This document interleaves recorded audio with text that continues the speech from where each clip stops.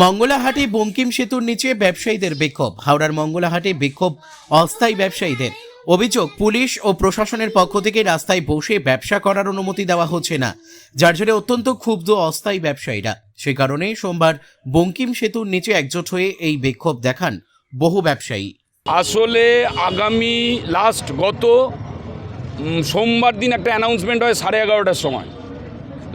সোমবার একটা অ্যানাউন্সমেন্ট হয় 11:30টার সময়, যেখানে বলা হয় পিচ রাস্তার ওপরে আপনারা বসবেন না। শুধুমাত্র এই অ্যানাউন্সমেন্ট হয়েছে। শুধুমাত্র এই অ্যানাউন্সমেন্ট হয়েছে যে পিচ রাস্তার ওপরে আপনারা বসবেন না। আমরা পিচ রাস্তার ওপরে বসিনি, কিন্তু পরবর্তীকালে থানার বড়বাবু এবং ট্রাফিকের বড়বাবুরা আমাদের নির্দেশ দেন যে তারা কোনো মতে ফুটপাত এবং পিচ রাস্তা দুপক্ষেই বসতে পারবেন না। আমরা এটা শুনি এবং সেটা ব্যবসায়ীদের আমরা কনভে করি, এবং আমরা যারা ব্যবসায়ী যারা ফুটপাতে বসি তারা আমরা বিভিন্ন সময় বিভিন্ন লোকের সঙ্গে আলোচনা করি।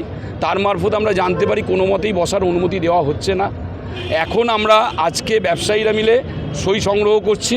সই সংগ্রহ করে আমরা ডিস্ট্রিক্ট ম্যাজিস্ট্রেটের কাছে যাচ্ছি, তাকে একটা আবেদন জানাচ্ছি যে প্রায় 35,000 ব্যবসায়ী এই যে 4-5টা রোড, এই 4-5টা রোড জুড়ে বসে।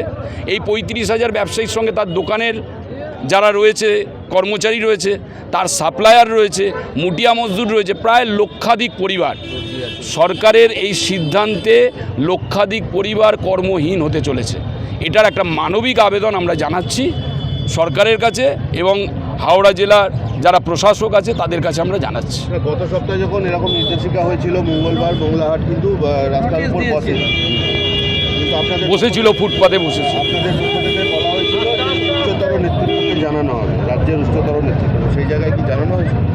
এইটা দেখুন, হাওড়া মঙ্গলাহাটে প্রায় 12টা সংগঠন রয়েছে। সেই সংগঠনের কিছু ব্যক্তিত্ব, কোনো সংগঠনের কিছু ব্যক্তিত্ব তারা এই ধরনের কথা বলেছে, সেটা আমরাও দেখেছি। সুতরাং সেই দায়টা তাদের। তারা উচ্চ নেতৃত্বের সঙ্গে কথা বলেছে কি বলেনি, আর আদৌ যদি বলেছে তাহলে এই ধরনের ব্যবসায়ীদের এত ভোগান্তি হচ্ছে কেন, সেটাই আজকের বিষয়। আগামী আপনাদের পরিকল্পনা? আমাদের পরিকল্পনা আজকে ডিএমের কাছে যাওয়া, এবং সরাসরি আমরা কাউকে না ধরে মুখ্যমন্ত্রীর দরবারে সমস্ত ব্যবসায়ী যেতে চাই, এবং আমরা মুখ্যমন্ত্রীর কাছে গিয়ে আমরা জানাতে চাই আমাদের সমস্যাটা, আমরা মুখ্যমন্ত্রীর মানবিক দৃষ্টিটা আকর্ষণ করতে চাই। নাম? আমি রাজকুমার শাহ, হাওড়া মঙ্গলাহাট ব্যবসায়ী।